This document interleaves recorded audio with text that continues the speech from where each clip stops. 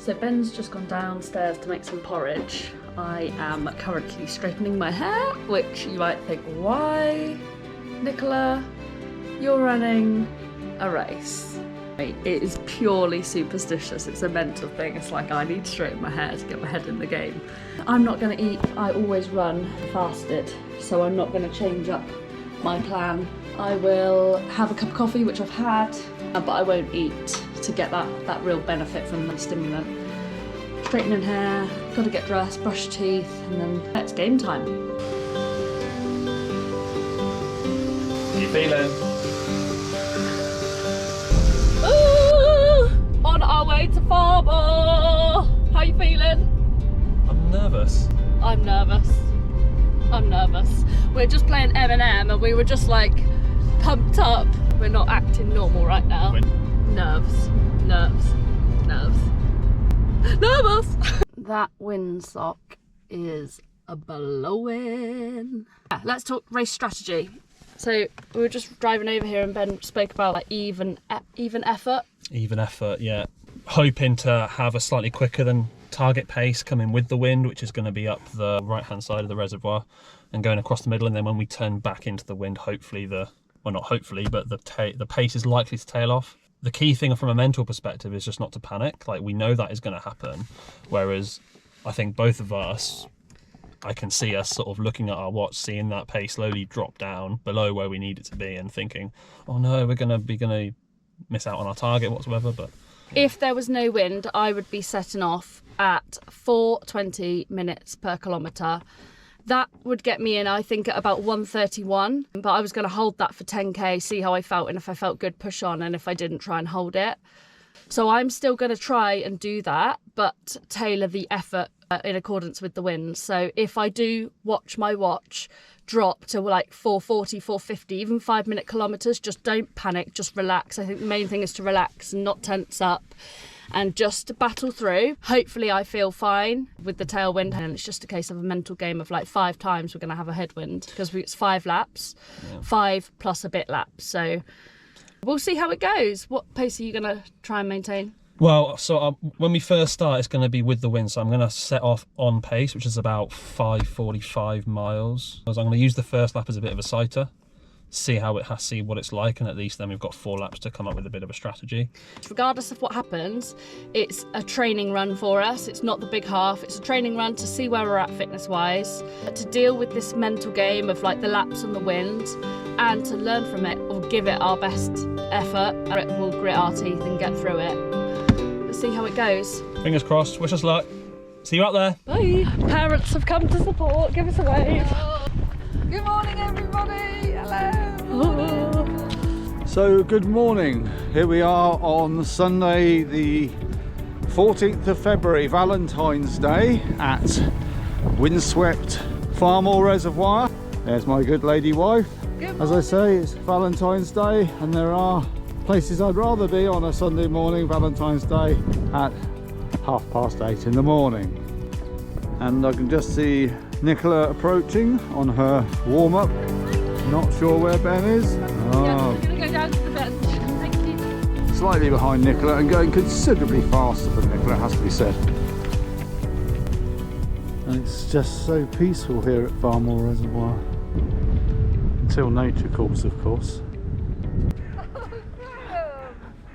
Well, when you've got to go, you've got to go. And here we are, just getting ready for the start, and away she goes. And Ben as well, there they go, they're off. So here we have the first runner, which is Ben. He's done very well, he's just approaching me now. Not far to go until he completes his first lap.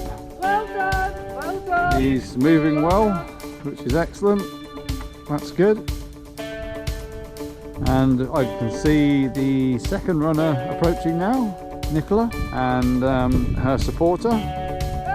Heather is there with her banner. Well, anyway, here comes Nicola. Again, nearly completing her first lap. She's called for supplies.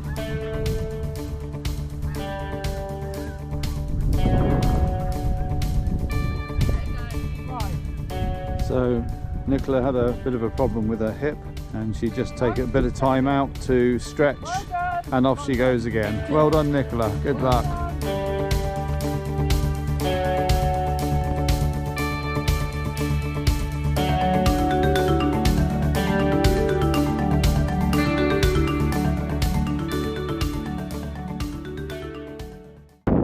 Didn't finish.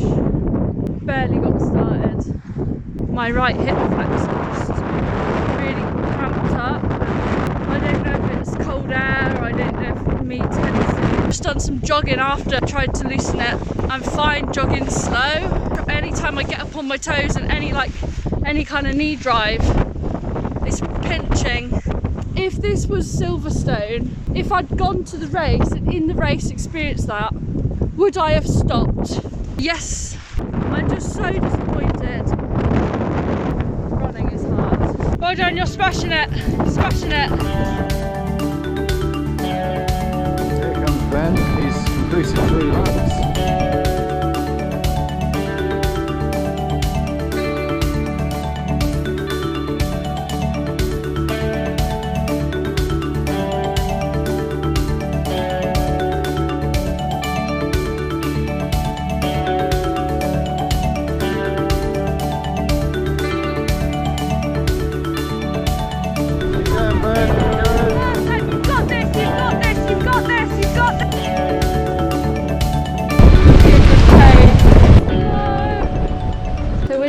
Shelter in a bird hide, because it's so windy.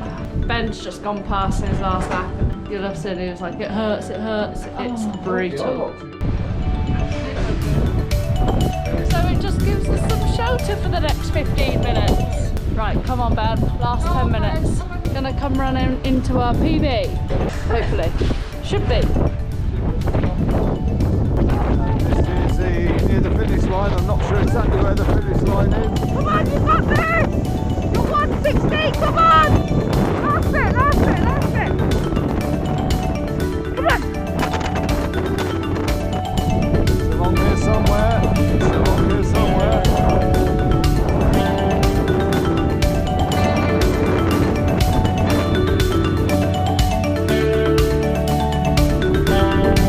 So close to the finish line.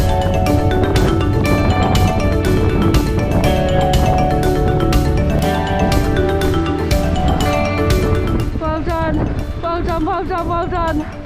Well done.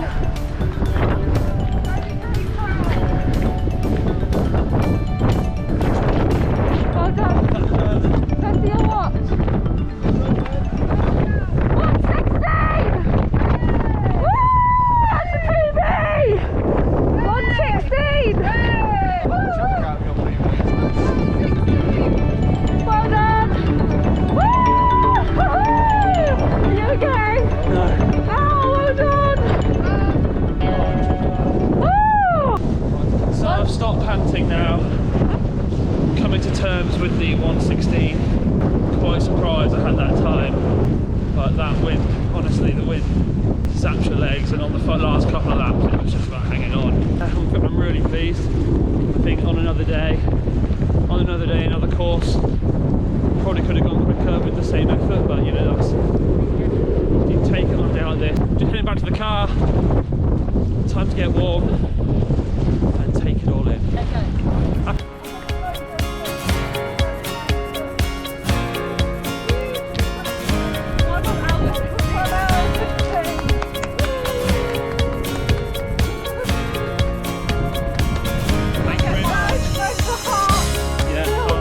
Silverstone. Very good. Silver. Oh, Thank you. Nicola. I'm just on a walk, test my hip. Yeah, Ben's at home, he's shattered, and it's quite funny. He smiled though. He had a bruised toenail from the race today. He's never got a bruised toenail before in his life. And I'm like, oh yeah, I'm used to those. I've had those in marathons. And he was doing the hoovering upstairs, and I just hear, ow! And he'd knocked his toe, his one bruised toe with the hoover. Oh bless him, I thought he was going to pass out. Got him lying down in the bathroom, did a bit of first aid, had his foot up on the toilet. Anyway, that made me laugh, but it means he can't come out for a walk. Just thinking about earlier, and I'm really annoyed that I've let it get to me. I've never not finished So I'm really gutted about that. But then looking on the flip side, looking at the positives from today, which is hard to do on the same day. Ben did amazing. He gritted his teeth and the weather conditions were awful. Pulling out wasn't hard in the moment, it hurt, but I might have done more damage. Like I limped, jogged for about half a mile, and I just thought this is ridiculous. Pulling out might have been a blessing in disguise. Only time will tell.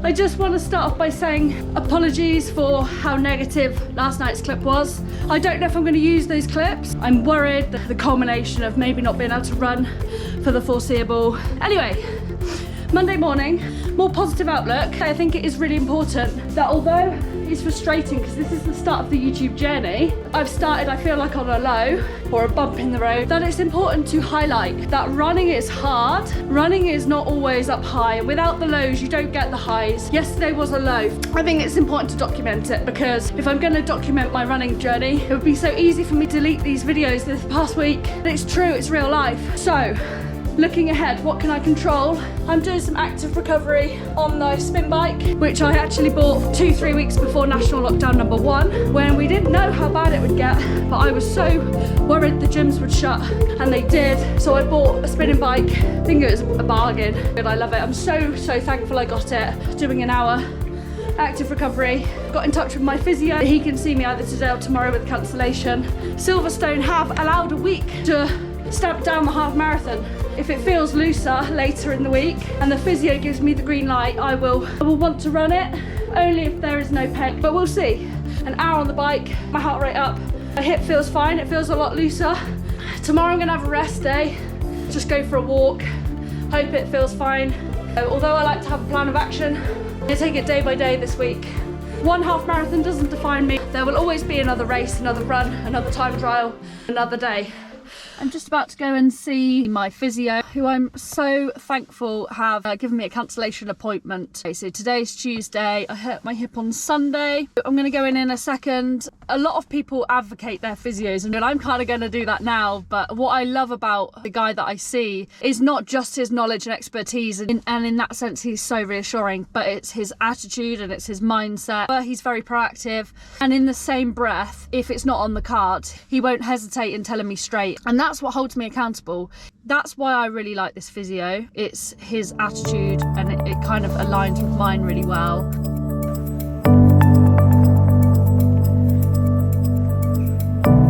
A positive appointment, I think. Taking reassurance from it. That man is like an encyclopedia, honestly. He says some things that really are beyond me. He thinks it's my psoas muscle, my psoas major muscle, which is one of the hip flexors. He thinks that has spasmed or tightened. He doesn't necessarily think there's a strain or a tear in there. Caused it. Ironically, my game plan was to relax into the wind, and as soon as I hit that headwind, so I was running really tense. I was taking short, shallow breaths. The change in my gait and my biomechanics to battle with the wind, along with my short, sharp breaths, along with potentially not a very thorough warm-up in those freezing cold conditions, have caused my psoas muscle to spasm. That's caused the hip flexor pain, any movement with knee drive. He did some manipulation, he did some massage. He was going through each lumbar vertebrae. First he was like, any pain? I was like, no. And I was like, yes. L1 to L3 on the right side where he was pressing really was tender.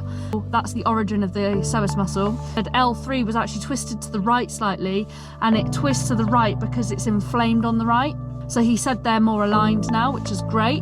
Going forward, inflammation stays around up to 48 hours. So he said, use the massage gun every 3rd day. He said, I could try a run, trial and error. I need to be thoroughly warmed up. I need to get the blood flow to that muscle before I start any intensity. He said, test it. He said, try and do your half marathon, test it. Which is what I love about this physio. It's like, they're not scared you to try what you want to do. Fingers crossed today's treatment has helped. The reassurance and the knowledge is what I will take from it. It just needed to reevaluate my running gait and my biomechanics, which is no bad thing. Feeling nervous this morning. It's Friday morning. This is my half marathon attempt too. I'm more nervous because I just want to complete the distance and get the Silverstone half done. I did a tester run on the treadmill testing paces yesterday, and my half marathon pace felt okay, but I am worried. I've not done that intensity on the road since Sunday. but just see how it goes. So strategy, if there is one, less pressure on myself for time, but I do feel the pressure to complete. I really do want to complete it. I'm going to warm up thoroughly, so I'm just going to take it sensibly. I would love to set off at 4:20s and try and hold that pace. I think I'll know in the first mile or two whether that will be doable. I've got Ben here, he's got his bike in the back and he's got up early. So thankful he's going to join me on the bike. Good luck, Nick.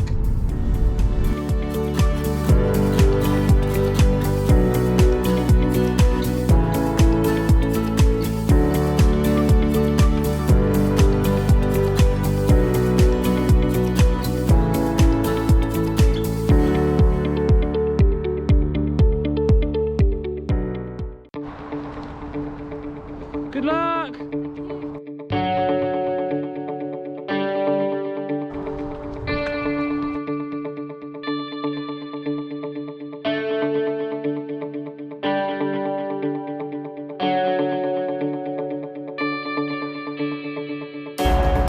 Welcome to virtual Silverstone take 2. I've got Nick just ahead of me here.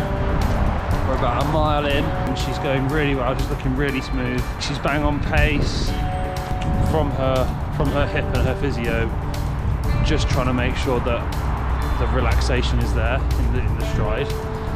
And one of the big problems at Farmall was it tensed up into the wind, so we're just trying to make sure the form's on point. She's looking really great, she's looking really great. Got everything crossed, I've got my supplies in the back here.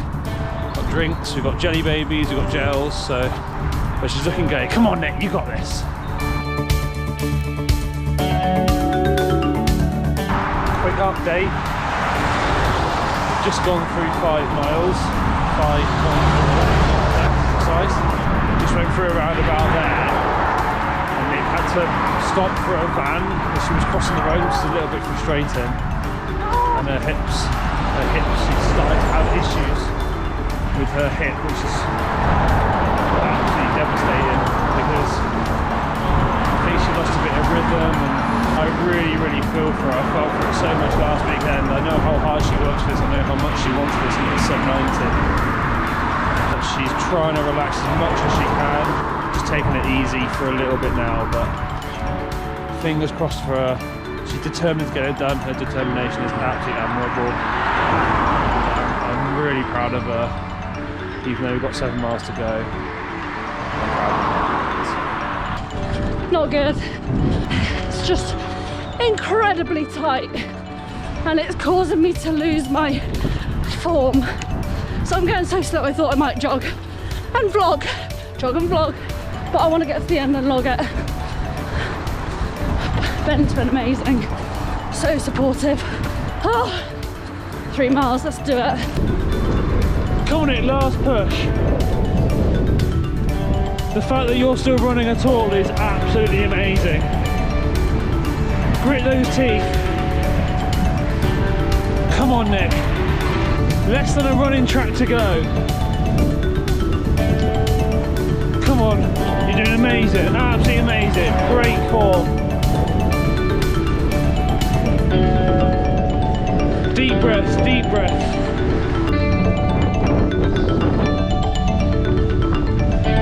Come on. 100 meters. 100 meters, come on.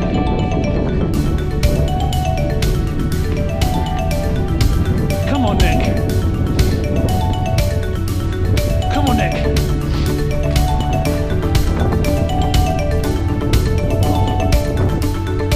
Oh, well done. Well done. You got through it. I'm so proud of you.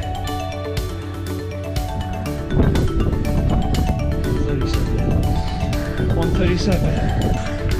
And you spent 6.58. I feel fine, legs feel fine minus this region. Very tight. Not the time I wanted, but my God, am I pleased to get the distance. I now need to prioritise recovering. Fitness is there, but like I was pushing in that last mile, I hurt because of my hip.